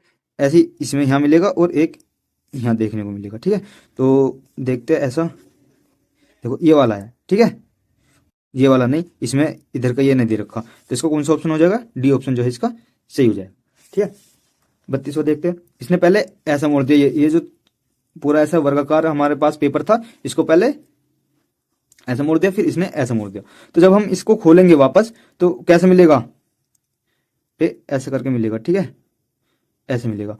और ये जो है ये ऐसे करके ऐसे मिलेगा। फिर आप जब इसे खोलोगे तो ये ऐसे करके ऐसे मिलेगा, ठीक है, और ऐसे करके ऐसे मिलेगा, ठीक है। और यहाँ भी ऐसे बना हुआ मिलेगा ये, ठीक है। तो इसका ऑप्शन कौन सा हो जाएगा हमारा, ये वाला हो जाएगा शायद, ये हाँ, दो ही तो बनेंगे, क्योंकि ये यहाँ थोड़ी ना लगा हुआ है, ये तो बनने का नहीं है, ये दो बनेंगे बस, ये और ये, ठीक है, क्योंकि यही तो लगा हुआ है कट। जब हम इसे वापस से ऐसे खोलेंगे, जब इधर से इधर को खोला वापस तो एक बना, और जब इधर से इधर को बनेगा तो दूसरा बन जाएगा ये, ठीक है, यहाँ पर बन जाएगा ये ऐसे करके ऐसे बन जाएगा। तो कौन सा हो जाएगा इसका ऑप्शन, सी हो जाएगा, ठीक है। तो 32 हो गए, 32 ये रहा, ठीक है। अब इसमें 3 में संबंध समझ के और यहाँ चौथे में बताना है कि चौथे में क्या आएगा। यहाँ पहले 1 थी, 2 होगी दूसरे में, और इसको पलट दिया जाए। अब यहाँ 3 है तो अब क्या 4 हो जाएंगे, और इसको इधर की साइड पलट देंगे। तो यहाँ कितनी है, ये 5 डंडे दे रखे हैं, तो 5 तो नहीं होंगे, ये तीर जो एरो दे रखे ये 5 तो नहीं होंगे, 4 होंगे। और उनका जो मुंह है वो किधर की साइड होगा, जो ये निशान से दे रखे ये इधर की साइड। तो इसका ऑप्शन कितना हो जाएगा, डी ऑप्शन जो है इसका सही हो जाएगा, ठीक है। नेक्स्ट क्वेश्चन, इसमें दे रखा ये ऐसा करके दे रखा। तो इसने पहले क्या करा, ये जो फिल हुआ है आधा पार्ट, ये इसी उसमें यहाँ पे दे दिया और यहाँ पे ये खाली छोड़ दिया ये, ठीक है। तो अब यहाँ पे दे रखा, तो ये यहाँ पे भरा हुआ मिलेगा, बीच वाले में यहाँ पे भरा हुआ मिलेगा और यहाँ पे खाली। तो इसका ऑप्शन ये जो है सही हो जाएगा, ठीक है। 35 देखते हैं, तीर इधर था, 45 डिग्री घुमा इधर हो गया, 45 डिग्री घुमा इधर हो गया। अब के जो है कहाँ मिलेगा, इधर मिलेगा यहाँ, ठीक है। तो इसका बी ऑप्शन जो है सही हो जाएगा। तो इसका कौन सा बी ऑप्शन जो है सही हो गया। ऐसे इसमें यहाँ 2 दे रखे कोने पे, ठीक है। फिर इसने क्या करा, 2 का डबल कर दिया 4, 4 यहां से यहां कर दिए इधर वाले यहाँ पे, ठीक है। अब क्या करा, 4 के कितने कर दिए इनने, 6 कर दिए, 4 के 6 कर दिए इधर की साइड। अब क्या 6 के 8 हो जाएंगे इधर की साइड यहाँ, ठीक है। 6 के इधर की साइड हो जाएंगे 8। तो 2 2 4 5 और 3 8, ये हो सकता 5 6 7 8, ये नहीं हो सकता, ठीक है। क्योंकि इसने जो ये लगाया ना, ये ऐसा करके लगाया। तो इसका ऑप्शन कौन सा होना चाहिए, इसका ऑप्शन होना चाहिए ए, ठीक है। ये हो जाएगा ना। वैसे भी 5 देखो 5 है ये, और ये दोनों ये 7 दे रखे हैं यहाँ, 1 2 3 4 5 6 7, 7 दे रखे, होने कितने चाहिए, 8 होने चाहिए। तो ये ऑप्शन नहीं होगा, ठीक है। अगर बहुत सारे बच्चे सोच रहे हैं ये वाला ऑप्शन होगा, तो ये वाला नहीं होगा, क्योंकि इसमें 7 दे रखे, जबकि कितना होना चाहिए हमारे, 8 होना चाहिए। हर बार 2 2 बढ़ रहे हैं, 2 2 2 ऐसे बढ़ रहे हैं, ठीक है। तो हमारा कौन सा ऑप्शन हो जाएगा, ये ऑप्शन जो है हमारा सही हो जाएगा, ठीक है। अब लास्ट बच रहा है हमारे पास ये, ठीक है। तो इसमें क्या करना है, ये यहाँ हमें ऐसा समझ लो जैसे रो मटेरियल दे दिया हमें, कि मतलब इनसे जो है हमें आकृति बनानी है। तो इनसे कौन सी आकृति बन सकती है, इससे 4 साइड दे रखी है, तो 4 साइड से 4 साइड वाले कुछ बन सकता है। तो ये बन गया हमारा डी ऑप्शन जो है इसका सही हो जाएगा। इसमें ये दे रखा, तो इसके जब हम इसे जोड़ेंगे ना, तो ये गोला बन जाएगा, ठीक है। देखो अगर आप में से बहुत सारे बच्चे ये सोच रहे कि ये बन जाएगा, ये तो ये जो है ना इससे ज्यादा है, ये तो छोटा सा दे रखा, जबकि ये काफी बड़ा है। तो 3 में ही जो है ये एक पूरा जो है गोला बन जाएगा। तो इसका ऑप्शन ये हो जाएगा। इसमें देखेंगे, इसमें जो है 6 दे रखे, तो 1 2 3 4 5 6, तो कौन सा हो जाएगा, ये जब हम आपस में से इन्हें मिलाएंगे तो सी का ऑप्शन जो है हो जाएगा। इसमें देखेंगे कितनी साइड दे रखे हैं, 5 साइड दे रखे हैं, 2 बराबर 1 बड़ी। तो इसमें तो चारों साइड बराबर दे रखी है, 5 तो दे रखी है इसमें साइड, लेकिन 4 साइड बराबर है, जबकि इसमें 2 बराबर है, 2 बराबर है और 1 बड़ी है, ठीक है। तो 2 बराबर 1 बड़ी, तो ये वाला हो जाएगा। हेलो बच्चों, जैसे कि मैंने आपसे बोला था कि जो मैथ का पोर्शन है इस मॉडल पेपर का, वो मैं आपको बोर्ड पे समझाऊंगा। क्यों समझाऊंगा, ताकि आपको अच्छे से समझा सकूं। जो पेपर पे मैं समझाता तो अच्छे से नहीं समझा पाता, इसलिए मैं जो है आपको बोर्ड पे समझाऊंगा, ठीक है। तो आपका पहला क्वेश्चन है क्वेश्चन नंबर 41, ठीक है। एक दुकानदार 15 वस्तु बेचने पर प्रत्येक वस्तु के हिसाब से 16 रुपए का लाभ कमाता है। प्रत्येक मतलब हर एक वस्तु पर जो है वो 16 रुपए का जो है लाभ कमा रहा है। एक वस्तु पे कितना लाभ कमा रहा है, 16 रुपए। तो 15 वस्तु पे कितना कमाएगा, 16 इंटू 15 इक्वल टू 240, ठीक है। अब आगे क्वेश्चन में बोल रहा है, यदि एक वस्तु और बेचने पर उसे प्रत्येक वस्तु के हिसाब से 17 रुपए का लाभ हुआ, तो अंतिम वस्तु पर उसे कितने रुपए का लाभ हुआ। यानी कि ये बोल रहा है कि एक वस्तु उसने और बेची, और अब जो एक वस्तु और बेचने के बाद जो है कितनी वस्तु हो गई, टोटल 16 वस्तु, हर एक पे 17 रुपए का जो है लाभ हो रहा है। 16 वस्तु होगी ना, एक वस्तु और बेचती उसने, तो टोटल वस्तु कितनी होगी, 16। अब 16 पे जो है हर एक पे 17 रुपए का लाभ हो रहा है, ठीक है। तो टोटल लाभ कितना हो गया, इसका टोटल लाभ हो गया 16 इंटू 17 इज इक्वल टू 272, ठीक है। अब ये बोल रहा है कि अंतिम वस्तु का लाभ बताओ। पहले 15 वस्तु बेची थी, टोटल लाभ कितना था 240। बाद में 16 वस्तुएं बेची और 16 वस्तुओं का टोटल लाभ कितना है 272। ठीक है, अगर हम 16 में से इन 16 में से ये 15 वस्तुओं का टोटल लाभ घटा दे तो लास्ट वाली वस्तु का टोटल लाभ हमें पता चल जाएगा। 240 को हम घटा देंगे तो लास्ट वाली वस्तु का हमें लाभ पता चल जाएगा। तो लास्ट वाली वस्तु का कितना आया, जो 16वीं वस्तु हमने बेची थी उसका लाभ कितना आया 32। ठीक है, तो आपका ऑप्शन जो है बी सही हो जाएगा। ठीक है, अब दूसरा क्वेश्चन बोल रहा है ये, निम्नलिखित में से कौन सा युग्म अवरोही क्रम है। तो करते हैं इसे सोल्व।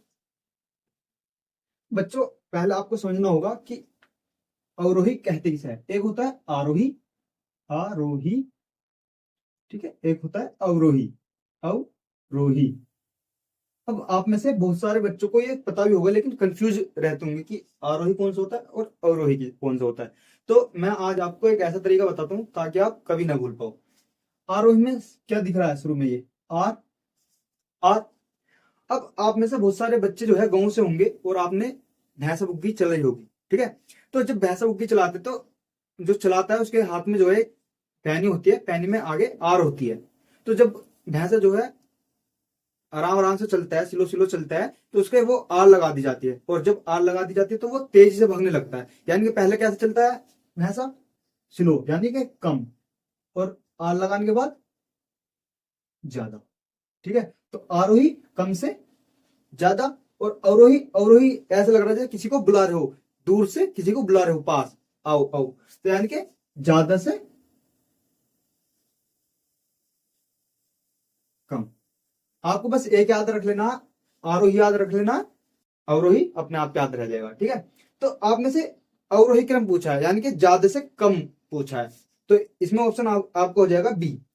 पहला दे रखा 21.4, दूसरा 21.22, तीसरा 12.21 और तीसरा दे रखा है 12.120।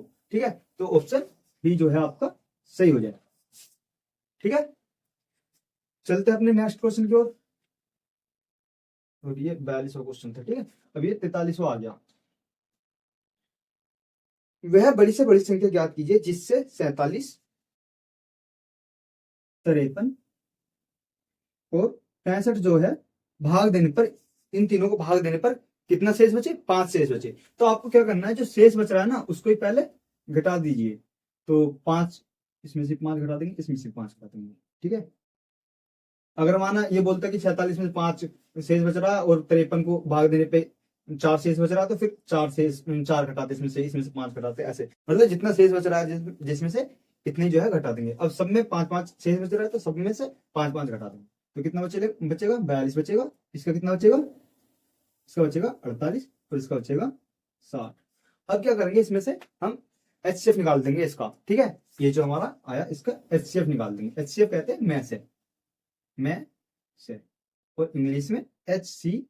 ठीक है, कैसे निकालेंगे, 42 को बाहर रखेंगे, 48 को अंदर, कितना बचा 6। ठीक है, अब 42 को अंदर रख लेंगे, 6 से डिवाइड करेंगे तो 42 पूरा पूरा कट जाएगा, कितनी बार 7 बार, यानी कि कितना मैस आया हमारा 6, या HCF कितना है 6, तो हमारा आंसर कितना आना चाहिए 6।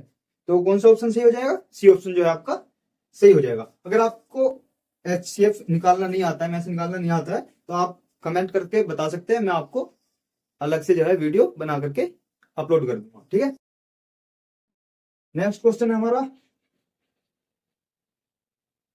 Question number 44। ठीक है, इसमें बोल रहा है 2.25 का सरलतम रूप क्या है, भिन्न में बताना है। तो पॉइंट हटाने के लिए 2 जीरो लगा देंगे नीचे। ठीक है, अब आपने से बहुत सारे बच्चे क्या करेंगे, सी ऑप्शन को जो है टिक कर देंगे, लेकिन उसने पूछा है आपसे सरलतम, मतलब सबसे सरल वाला बताना है। तो अगर हम इसे 25 से डिवाइड करें अभी भी तो ये कट जाएगा, 25 होगा 100, 25 में 225, कितना आ गया 9/4। तो आपका सही ऑप्शन कौन सा हो जाएगा 9/4, यानी कि बी ऑप्शन जो है आपका सही हो जाएगा, बी ऑप्शन। ठीक है, अब चलते हैं हम अपने नेक्स्ट क्वेश्चन की ओर, क्वेश्चन नंबर 45। ठीक है, अब इसमें बोल रहा है 21, 49 और 91 के जो है उभयनिष्ठ गुणनखंड बताने हैं। तो आपको पहले पता होना चाहिए कि गुणनखंड कहते किसे है, गुणनखंड। ठीक है बच्चों, गुणनखंड कहते हैं जैसे आप कोई भी संख्या ले सकते हैं, जैसे मैंने 12 ले ली, ठीक है, 12 जो है ये संख्या ले ली। तो आपको बताना है कि 12 को जो है कौन कौन सी संख्या जो काट सकती है। तो कौन कौन काट सकता है, ये तो आपको कोई भी बता सकता है। जैसे 1 काट सकती है, 2 काट सकती है, और 3 भी काट सकता है, 4 भी काट सकता है, 5 नहीं काटेगा, 6 काट सकता है, और 12 खुद काट सकता है अपना आप। ठीक है, तो ये जो है ना, ये 12 के क्या है, गुणनखंड है। ठीक है, ऐसे ही दूसरा एग्जाम्पल लेते हैं हम। जैसे 10 का बताना है हमें गुणनखंड कौन कौन से हो जाएंगे। तो उसने गुणनखंड बोले, अभाज्य गुणनखंड नहीं बोले, केवल गुणनखंड। ठीक है, तो 10 के कौन कौन से हो जाएंगे, 1, 2 और 5 हो जाएगा, और 10 अपने आप खुद हो जाएगा। ठीक है, ऐसा होता है गुणनखंड। अब इसने बोला है उभयनिष्ठ गुणनखंड, खाली गुणनखंड नहीं पूछा, इसने बोला उभयनिष्ठ। उभयनिष्ठ,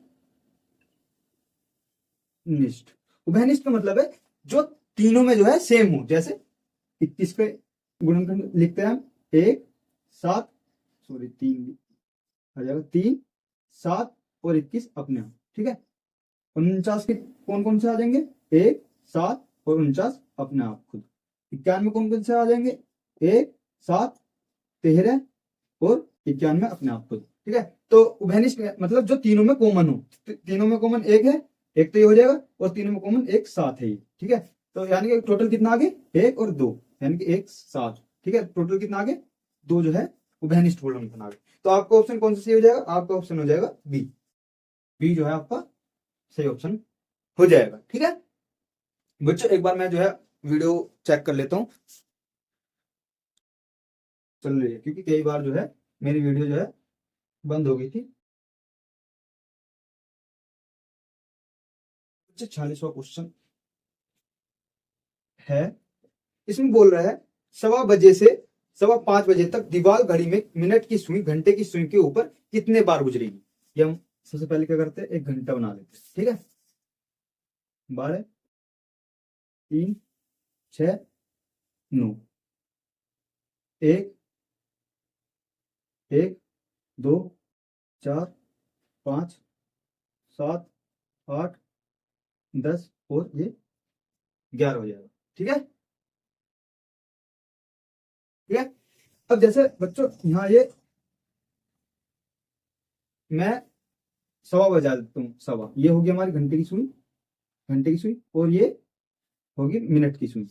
ठीक है, अब ये कह रहा 5:15 तक ये जो सुई है मिनट वाली, ये कितनी बार जो है घंटे की सुई से गुजरेगी। तो चलो लेकर जाते थे, जैसे ये यहाँ पहुंचेगी, यहाँ 12 पे, तो हमारे क्या क्या बज गए होंगे, 2 बज चुके होंगे उस टाइम पे। तो क्या बज चुके होंगे, 2। लेकिन अभी तक ये इस पे से नहीं गुजरी है। 2:10 पे क्या होगा, जब ये इसके ऊपर आ जाएगी, 2:10 पे जो है ये एक बार गुजर चुकी होगी, 2:10 पे, 2:10 पे। फिर अगली बार फिर जाएगी ये सुई, जब ये 12 पे दोबारा आएगी, तो यहाँ 3 बज चुके होंगे, घंटे की सुई यहाँ होगी, और ये फिर यहाँ पे आएगी इसके ऊपर, यानी कि 3:15 पे ये दोबारा जो है इसके ऊपर को चली गई होगी। किसके ऊपर, घंटे की सुई के ऊपर। कौन सी, मिनट के ऊपर, मिनट की जो है सुई। अभी मिनट की सुई ये वाली फिर 12 पे पहुंचेगी, तो क्या कितने बज चुके होंगे उस टाइम पे, 4 बज चुके होंगे। ये जो घंटे की सुई है ये 4 बार आई होगी। फिर जब ये मिनट की सुई इसके ऊपर आएगी, तो यानी कि 4:20 पे ये तीसरी बार जो है इसके ऊपर से गुजर रही होगी, 20 मिनट। अब जब ये घंटे की सुई, वो सॉरी मिनट की सुई जो है 12 पे फिर जाएगी यहाँ, तो यहाँ 5 बज चुके होंगे, 5 बज चुके होंगे। अब ये जब यहाँ 15 पे आएगी, मतलब यहाँ मिनट की सुई 15 मिनट शो करेगी, तो ये इस पे से अभी नहीं गुजरी है, यानी कि टोटल कितनी बार गुजरेगी, ये 3 बार गुजरेगी। मिनट की सुई घंटे की सुई पे से 3 बार गुजरेगी। ठीक है, तो सही ऑप्शन कौन सा हो जाएगा आपका, बी जो है आपका सही ऑप्शन हो जाएगा, 3 बार। ठीक है, अब आपका 47वां क्वेश्चन करते हैं, क्वेश्चन नंबर 47। ये आपको डायग्राम दे रखा है। ठीक है, 3, 6, 9, 9, ये कितने दे रखा है, ये नहीं दे रखा। ठीक है, अब बच्चे इसमें बोल रहा है कि दी गई आकृति के परिमाप को बिना बढ़ाए क्षेत्रफल में अधिकतम कितनी वृद्धि हो सकती है। ठीक है, जो इसका परिमाप दे रखा है, परिमाप किसे कहते हैं, जो ये बाउंड्री दे रखी है ना, ये जो बाउंड्री दे रखी है, ये बाउंड्री, इस बाउंड्री कहते हैं परिमाप। तो सबसे पहले हम इसका क्या कर लेंगे, परिमाप निकाल लेंगे। तो टोटल परिमाप कितना हो जाएगा इसका, 9 9 18 और 3 21 21 और 6 27। और ये कितना हो जाएगा, यहाँ से यहाँ तक का, यहाँ से यहाँ तक हो जाएगा आपका 6। कैसे 6 हो जाएगा, यहाँ से यहाँ तक कितना दे रखा, 9, और यहाँ से यहाँ तक 3, तो 9 में से 3 गए, कितना हो जाएगा 6, तो ये 6 हो गया। और ये कितना हो जाएगा, 3 हो जाएगा। 3 कैसे हो जाएगा, यहाँ से यहाँ तक कितना दे रखा है, ये 9, और यहाँ से यहाँ तक 6 हो गया, तो यहाँ से यहाँ तक कितना हो गया, 3, तो टोटल कितना आ गया 27 और 6 और 3 कितना हो गया, टोटल 36। परिमाप आ गया हमारा 36।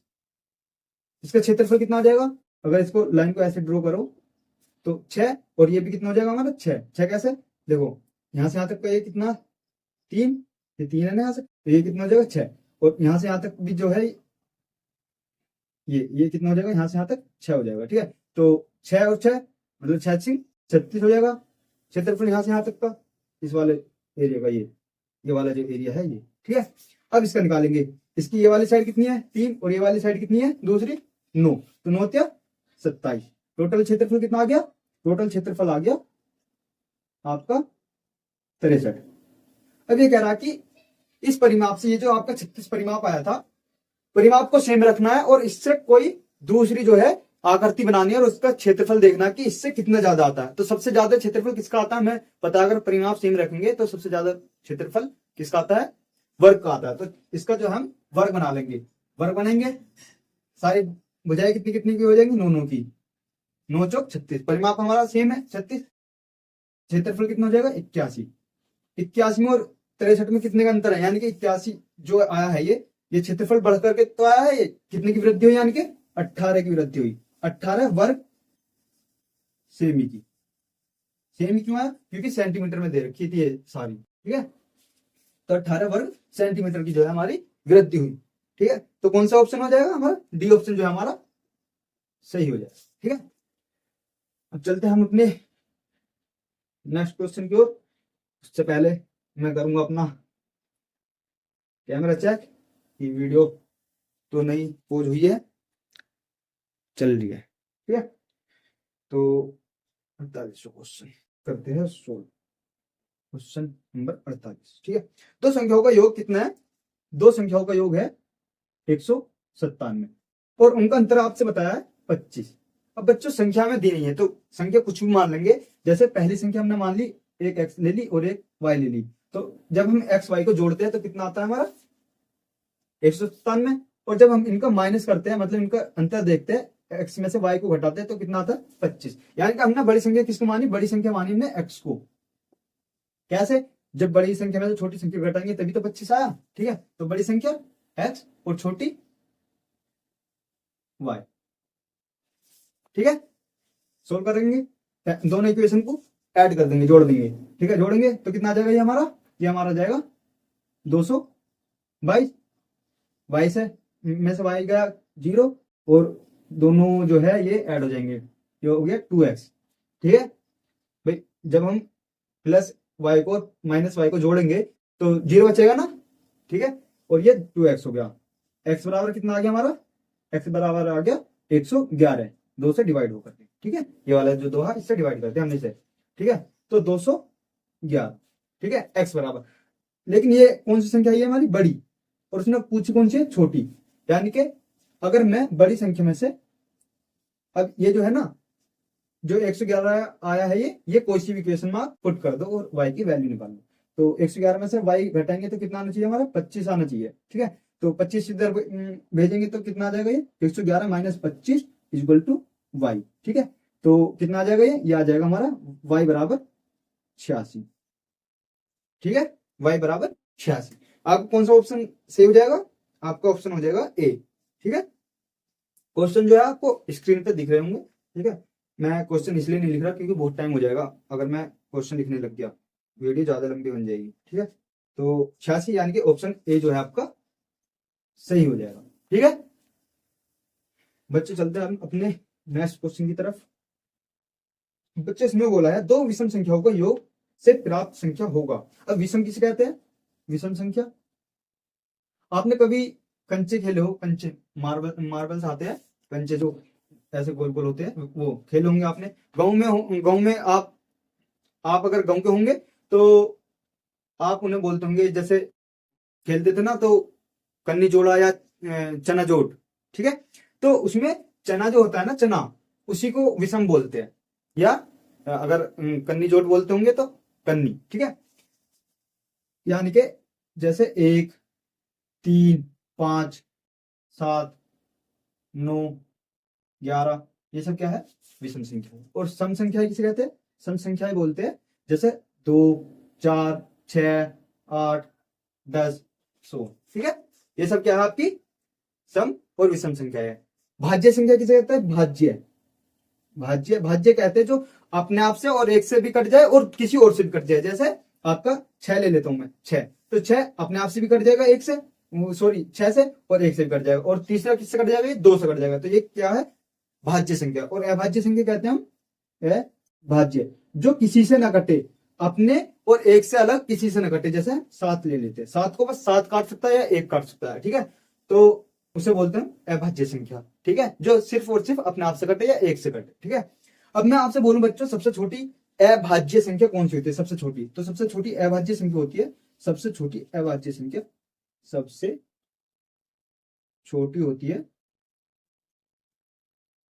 2। 2 अपने आप को खुद काट सकता है या 1 काट सकता है 2 को, बस, ठीक है। तो 2 सबसे छोटी संख्या हो जाएगी, अभाज्य संख्या। और सबसे छोटी भाज्य संख्या कौन सी हो जाएगी, भाज्य, 4 को 2 भी काट सकता है, और 4 अपने आप से भी कट जाएगा, 1 से भी कट जाएगा, 2 से भी कट जाएगा, ठीक है। तो भाज्य संख्या कितनी होगी, 4। अब ये मैंने आपको बता दी सम, विषम और अभाज्य, भाज्य, ठीक है। अब बच्चे ये बोल रहा है कि अगर हम किसी भी 2 विषम संख्याओं को जोड़ते हैं तो उनका जो सम आएगा वो क्या आएगा। अब जैसे ये संख्या है, मैं इनको जोड़ता हूं, जैसे मैंने 1 को और 3 को जोड़ लिया, कितना आ गया, 4 आ गया। अब 4 भाज्य संख्या भी है, भाज्य संख्या भी और सम संख्या भी है, ठीक है। अब अगर मैं 1 + 1 करूं तो कितना आ जाएगा, 2 आ जाएगा। 2 क्या है, अभाज्य संख्या भी है और सम भी है। यानी कि भाज्य और अभाज्य हो ये जरूरी नहीं है, लेकिन सम होगी ये जरूर है, सम जरूर होगी। अगर हम किसी भी विषम संख्याओं को जोड़ेंगे तो वो सम संख्या जरूर होगी, भाज्य हो या न हो। देखो जब हमने यहां जोड़ा तो ये क्या हुई, अभाज्य आई, अभाज्य, जबकि ये क्या आई, भाज्य। लेकिन दोनों में कॉमन क्या थी, सम संख्या, ये भी सम है और ये भी सम है, यानी कि सम संख्या जो है हमारा सही आंसर हो जाएगा, क्योंकि भाज्य कोई हो सकती है और कोई ना हो सकती, ठीक है।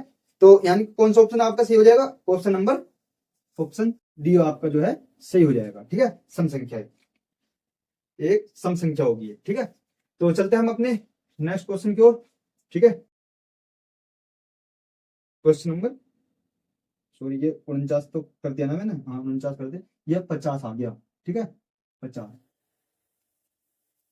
अब बच्चे इसमें बोला है 7 आदमी किसी काम को 12 दिन में करते हैं तो उसी काम को 4 दिन में करने के लिए कितने आदमियों की आवश्यकता होगी। तो यह है एक नियम का जो है कंसेप्ट लगेगा इसमें। अब अगर आपने एक नियम का जो है चैप्टर नहीं पढ़ा है तो आप कमेंट करके बता सकते हैं, मैं उसके लिए भी जो है एक नई वीडियो जो है अपलोड कर दूंगा, ठीक है। तो बच्चों जो हमें पता नहीं होता उसे करते हैं हम राइट साइड लिख देते हैं, उसे आदमी हमें पता नहीं है तो आदमी लिख देंगे हम राइट साइड, और जो हमें पता है दिन वो हम लेफ्ट साइड लिख देंगे। तो दिन कितने,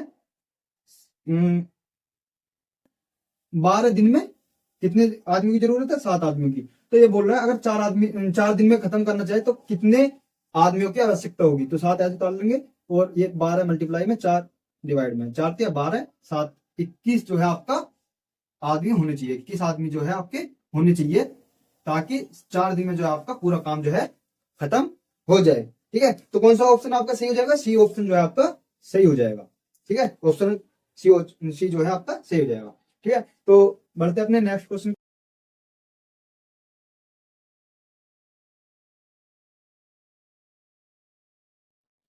बच्चों अब क्वेश्चन नंबर 51, ठीक है, करते हैं सोल्व। 7, 3 तथा 2 से विभाजित 3 अंकों की सबसे छोटी संख्या का इकाई अंक बताना है। वो कितनी शर्त क्या है कि 3 अंकों की होनी चाहिए। तो सबसे छोटी निकालते हैं जब हम, तो क्या निकालते हैं, लेस निकालते हैं। तो सबसे पहले हम क्या निकालेंगे, इसका 7 का, 3 का और 2 का क्या निकालेंगे, एलसीएम निकाल लेंगे। एलसीएम कितना आ जाएगा हमारा, 42 आ जाएगा, 42 चॉइस का एलसीएम आ जाएगा। लेकिन ये तो 2 अंकों की संख्या, उसने बोला है 3 अंकों की संख्या होनी चाहिए सबसे छोटी, और उसका इकाई अंक बताना है। तो इसकी तब तक मल्टीप्लाई करते रहेंगे जब तक कि 3 अंकों की कोई छोटी संख्या ना आ जाए। ठीक है, तो 42 की गुना करेंगे एक बार तो 42 रह जाएगा, 2 बार करेंगे 84 हो जाएगा, 3 बार करेंगे तो कितना आ जाएगा, 3 बार करने पे 126 आ जाएगा। ठीक है, तो 126 वो सबसे छोटी संख्या है जो 2 से 3 से और 7 से तीनों से डिवाइड हो जाएगी। तो इसका इकाई का अंक बताना कि इकाई का अंक क्या हुआ, तो इकाई का अंक कौन सा होगा, इसका 6 हो जाएगा। तो ऑप्शन ए जो है आपका सही हो जाएगा। ठीक है, चलते हैं हम अपने नेक्स्ट क्वेश्चन की ओर, क्वेश्चन नंबर 52। ठीक है, अब बच्चों इसमें दे रखा है 6 + 4 गुना 3 डिवाइड बाय 2 माइनस 1। अब बच्चों इसका एक तरीका होता है बोर्ड मास, बोर्ड MAS, बिफोर ब्रैकेट। अब इसमें कहीं भी आपको ब्रैकेट नहीं दिख रहा है, यानी कि सबसे पहले हमें सोल्व करना होता है ब्रैकेट। दूसरा होता है ऑफ, ऑफ मतलब का, हिंदी में आपको का मिलेगा और इंग्लिश में आपको ऑफ मिलेगा। ठीक है, तो ऑफ भी इसमें का जो है कहीं भी आपको दिखाई नहीं दे रहा होगा। ये है डी फॉर डिवाइड, डिवाइड हमें दिख रहा है, डिवाइड का निशान, तो 2 से हम 3 को डिवाइड कर देंगे 1.5 आ जाएगा। ठीक है, अब M फॉर मल्टीप्लाई, यानी कि मल्टीप्लाई करेंगे 4 की 1.5 से, तो कितना आ जाएगा, 6 + 6 आ जाएगा, मल्टीप्लाई करेंगे -1, फिर करेंगे एडिशन, ऐड मतलब जोड़ना, 6 + 6 12, फिर करेंगे सब्ट्रैक्शन, S फॉर सब्ट्रैक्शन मतलब माइनस, तो 1 माइनस कर देंगे, कितना हो जाएगा 11, तो 11 जो है हमारा सही आंसर आ जाएगा। तो कौन सा ऑप्शन है, बी ऑप्शन जो है हमारा सही हो जाएगा। ठीक है, अब 53वां क्वेश्चन दे रखा है आपको, 53वां क्वेश्चन, 53 क्वेश्चन। ठीक है, इसमें आपको एक त्रिभुज दे रखा है और उसके कुछ 2 जो है एंगल दे रखे हैं, एंगल दे रखे 95 और ये दे रखा है 45। अब बच्चों आपको पता होगा, और अगर नहीं पता है तो मैं बता देता हूं, जो त्रिभुज होता है हमारा, उसके जो अंदर के जो एंगल होते हैं ना तीनों, उनका सम होता है, मतलब सम मतलब जोड़ जो होता है उनका तीनों का, वो 180 आता है। ठीक है, तो अगर इन दोनों का सम करके हम जोड़ करके इन दोनों एंगल को और 180 में से घटा देता, हमारा तीसरा एंगल यहां का पता चल जाएगा। तीनों का सम कितना आना चाहिए, 180, और 2 का जोड़ के देख लेंगे, फिर 2 को 180 में से घटा देंगे, हमारा तीसरा एंगल जो है हमारा आ जाएगा। तो दोनों को जोड़ेंगे, कितना आ जाएगा हमारा, 95 और 45 कितना हो गया, 140। ठीक है, अब 140 को 180 में से घटा देंगे, 140, तो कितना एंगल आ जाएगा हमारा, 40। तो ये वाला जो है 40 जो है हमारा एंगल होना चाहिए, 40 डिग्री। अब हम प्लस करेंगे तीनों एंगलों को, तो कितना आ जाएगा हमारा, 180 आ जाएगा। ठीक है, 180, तो कौन सा ऑप्शन हमारा हो जाएगा, सी ऑप्शन जो है हमारा सही हो जाएगा। ठीक है, तो 53 वाला क्वेश्चन भी सोल्व हो गया। अब करेंगे हम 54 वाला क्वेश्चन। ठीक है, क्वेश्चन नंबर 54, क्वेश्चन नंबर 54। अब बच्चे इसमें बोल रहा है कि 1 किलोमीटर को जो है 1 किलोमीटर को सेंटीमीटर में बताओ। तो आप सब बच्चे सेंटीमीटर बाद में बताना, पहले मुझे ये बताओ कि 1 किलोमीटर में कितने मीटर होते हैं। आप सभी को पता होगा 1 किलोमीटर में जो है 1000 मीटर होते हैं, 1000 मीटर, और 1 मीटर में कितने सेंटीमीटर होते हैं, 100 सेंटीमीटर होते हैं, तो 100 से मल्टीप्लाई कर दो, तो टोटल कितना आ गया, 1 और 5 0। तो ऐसा ऑप्शन कौन सा दिख रहा है आपको, ऐसा ऑप्शन दिख रहा है बी, यानी कि बी ऑप्शन जो है आपका सही हो जाएगा। ठीक है, चलते हैं हम अपने नेक्स्ट क्वेश्चन की ओर, क्वेश्चन नंबर 55। ठीक है, 100 अंकों की एक परीक्षा में 5 विद्यार्थियों द्वारा प्राप्त अंकों का नीचे दिए गए आरेख को ध्यानपूर्वक अध्ययन करके नीचे दिए गए प्रश्न का, ये जो हमें ग्राफ दे रखा, इसका अध्ययन करके हमें बताना है कि आलोक का प्राप्तांक अंक जो है रजत के प्राप्तांक अंक से कितने गुना है। तो आलोक के जो है मार्क्स कितना है, आलोक के कितने नंबर है, 50 नंबर है, किसके, आलोक के, आलोक, और रजत के कितना है, रजत का है आपके 20। तो आपको बताना कि आलोक के कितने गुना है किससे, रजत से। तो डिवाइड कर देंगे, 1 0 से 1 0 खत्म, यानी कि 2.5 गुना है, 2.5 गुना। ठीक है, तो आपको कौन सा ऑप्शन हो जाएगा, सी ऑप्शन जो है आपको दिख रहा होगा 2.5, तो सी ऑप्शन हमारा सही हो जाएगा। ठीक है, चलते हैं अपने नेक्स्ट क्वेश्चन की ओर। नेक्स्ट क्वेश्चन हो जाएगा हमारा क्वेश्चन नंबर 56, ठीक है। अब इसमें बोल रहा है 1/8 प्लस 1/8 का दशमलव रूप दिखाना। दशमलव कहता है पॉइंट में जो आंसर होता है वो बताना है, ठीक है। तो इन्हें प्लस करेंगे, कितना आ जाएगा, 8 एलसीएम हो जाएगा, 8 एकम 8, 8 एकम 8 कितना हो जाएगा, 2/8 डिवाइड करेंगे 1/4। जब इसको डिवाइड करेंगे, पॉइंट लगाया, 0 बढ़ाई, 4 दूनी 8, 2 बचे, 0 लगा दी, 4 पंजे 20, यानी 0.25 आना चाहिए हमारा। तो 0.25 कौन सा ऑप्शन है आपका, सी जो है आपका 0.25 है। तो सी ऑप्शन हमारा सही हो जाएगा, ठीक है। अब चलते हैं हम अपने नेक्स्ट क्वेश्चन की ओर। नेक्स्ट क्वेश्चन है हमारा क्वेश्चन नंबर 57। इसमें दे रखा 200 का। अब मैंने अभी बताया था पीछे बोर्ड मास में, जो ओ था, ओ का मतलब ऑफ का मतलब का, यानी कि हिंदी में का होगा। तो का की जगह हम क्या कर देंगे, गुना कर देंगे, और 1/8 मल्टीप्लाई 2.5, ठीक है। इसे बताना है कि दशमलव में कैसा इसका जो है क्या मान होगा, ठीक है। तो डिवाइड करेंगे, 4 से डिवाइड करके देखते हैं, 4 दूनी 8, 4 पंजे 20, 2 से डिवाइड करेंगे 25। अब कितना आ गया हमारा, 25 मल्टीप्लाई 2.5 इक्वल टू 25 का स्क्वायर कितना होता है, 25 का स्क्वायर होता है 625, ठीक है। पॉइंट कितने अंक बाद है, 1 अंक बाद, तो 1 अंक बाद जो है हम पॉइंट लगा देंगे। कितना आ गया हमारा, 62.5। अब ये कौन सा ऑप्शन में दिख रहा है आपको, 62.5, पहले ऑप्शन में, यानी कि ऑप्शन ए जो है आपका सही हो जाएगा, ठीक है। अब बच्चों चलते हैं हम अपने नेक्स्ट क्वेश्चन की ओर। नेक्स्ट क्वेश्चन है हमारा 58। अब बच्चों इसमें आपको केले दिखा रखे हैं, और एक केले का जो एक केला बराबर जो है आपको कितना दिखा रखा, 25 दर्जन, 15 दर्जन, 15 दर्जन जो है केले है, 15 दर्जन, ठीक है। अब इसमें 4 दिनों में बेचे गए टोटल दर्जन दिखा रखे हैं केलों की, और बता रखा है इसमें कि 25 दर्जन जो है केले अभी भी बच रही है। मैं एक बार क्वेश्चन पढ़ के सुना देता हूं आपको। यदि फल विक्रेता के पास अब भी 25 दर्जन केले बचे हैं तो प्रारंभ में उसके पास कितने दर्जन केले होंगे। और संकेत में दे रखा है कि एक केला बराबर 15 दर्जन को ये दर्शाता है। तो टोटल केले कितने हो जाते हैं यहाँ पे, अगर हम देखें तो 5 3 8 8 और 6 कितने होंगे, 14, 14 4 18, यानी कि 18 केले हमें दर्शा रखे। तो 18 केले दर्शा रखे, लेकिन ये एक केले के बराबर कितने दिखा रखे, 15 दर्जन। तो टोटल कितनी दर्जन होगी, जब हम मल्टीप्लाई करेंगे, 18 पंजे 90, 9 हासिल के बच्चे, 18 का 18 कितने हो गए, 27, 270 दर्जन जो है उसने बेच दिए 4 दिनों में। सोमवार, मंगलवार, बुधवार और गुरुवार को इसने बेच दिए। अभी भी उसके पास कितने दर्जन बच रहे, 25 दर्जन। तो टोटल कितने दर्जन हो गए, उसके पास कितने थे, प्रारंभ मतलब शुरुआत में कितने थे, तो शुरुआत में कितने हो गए, 295 दर्जन जो है उसके पास केले थे। तो अब कौन सा ऑप्शन सही दिख रहा है, दूसरा ऑप्शन, यानी कि बी, 295 दर्जन, ठीक है।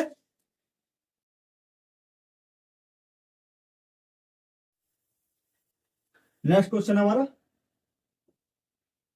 59, ठीक है। किसी संख्या के 1/4वें भाग व और 1/5वें भाग का अंतर 5 है, तो वह संख्या क्या है। अब बच्चे संख्या आपको नहीं दे रखी, तो संख्या आप क्या मान लेंगे, कुछ भी मान लेते हैं, एक्स मान लो, वाई मान लो, या जेड मान लो। तो एक्स मान लेते हैं, तो एक्स का 1/4 भाग कितना हो जाएगा, x/4, और ऐसी एक्स का की जगह गुना 1/5 भाग कितना हो जाएगा, x/5। अब इनका अंतर दे रखा है, यानी x/4 जो है बड़ी संख्या है, और x/5 जो है छोटी संख्या है। मतलब जिसका जो हर होता है वो छोटा होता है, यानी कि वो संख्या बड़ी होती है, और जिसका अंश हर जो है इसे अंश कहते हैं, अंश, और इसे हर कहते हैं, नीचे वाले को हर, या इंग्लिश में बोलते हैं तो इसको न्यूमिनेटर और इसको डिनोमिनेटर, नीचे वाले को डिनोमिनेटर, ठीक है। तो करेंगे माइनस, ठीक है, माइनस करेंगे तो कितना आना चाहिए हमारा, 5 आना चाहिए। दोनों भागों को जब हम माइनस करेंगे तो हमारा कितना अंतर आना चाहिए, 5 आना चाहिए, अकॉर्डिंग टू क्वेश्चन के अकॉर्डिंग, ठीक है। तो इन्हें प्लस करेंगे, एलसीएम लेंगे, कितना हो गया, एलसीएम आ जाएगा हमारा 20, ठीक है। 4 पंजे 20, 5x माइनस 5 चौक 20 यानी कि 4x इक्वल टू 5। 20 जो आपका कहां पहुंच जाएगा मल्टीप्लाई में, इधर 20, ठीक है। तो कितना हो गया 5x में से 4x गए, x बचा और 20 पंजे 100, यानी कि जो हमारी संख्या थी हमने क्या मानी थी, x मानी थी शुरू में, ठीक है। संख्या क्या मानी थी हमने, संख्या x ली थी हमने, तभी तो इसके भाग लिए थे हमने ये ऐसे। तो हमारी संख्या कितनी आ गई 100। तो कौन सा ऑप्शन आपका दे रखा है, डी ऑप्शन जो आपका दे रखा है, यानी कि डी ऑप्शन आपका सही हो जाएगा 100, ठीक है। चलते हम अपने आखिरी लास्ट क्वेश्चन की तरफ, क्वेश्चन नंबर 60, ठीक है बच्चों। संख्या 4967 और 9444 को निकटतम 100 तक, कहां तक बताना है, 100 तक बताना है, सन्निकटित करने पर संख्याएं है। तो 4967 कहां तक बताना है बच्चों, 100 तक बताना, ठीक है। तो ये इससे जो इधर वाला अंक है वो कितना है, 5 से बड़ा है, तो ये जब 0 बनेगा तो इसमें एक प्लस करके जाएगा, तो कितना हो जाएगा 5000, ठीक है। ऐसे ही दूसरे कितने दे रखा हमारा 9444, तो कहां तक बताना है, 100 तक बताना है, इकाई ढाई सैकड़ा 100 तक बताना है। ये कितना है 5 से छोटा है, तो ये जब 0 बनेगा तो ये कुछ भी ऐड नहीं करेगा, ठीक है। तो इसका कितना हो जाएगा 9400, तो 5000 और 9400, यानी कौन सा ऑप्शन आपका सही हो जाएगा, सी ऑप्शन जो है आपका सही हो जाएगा, ठीक है।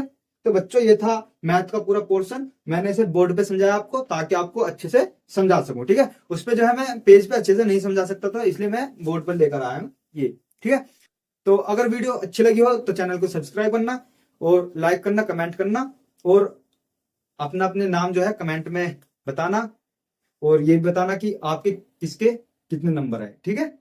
तो ऐसी जो है मैं दूसरा मॉडल पेपर, तीसरा मॉडल पेपर, ऐसे 3-4 जो है आपको मॉडल पेपर 18 तारीख तक करा दूंगा, ताकि आप जब एग्जाम में जाओ तो आपके जो है क्वेश्चन जो है इसी टाइप के मिलेंगे, बिल्कुल इसी टाइप के मिलेंगे, तो आप वहां ना घबराओ, ठीक है। तो ठीक है, मिलते हैं हम अपनी नेक्स्ट वीडियो में, तब तक के लिए बाय, ऑल द बेस्ट, ठीक है।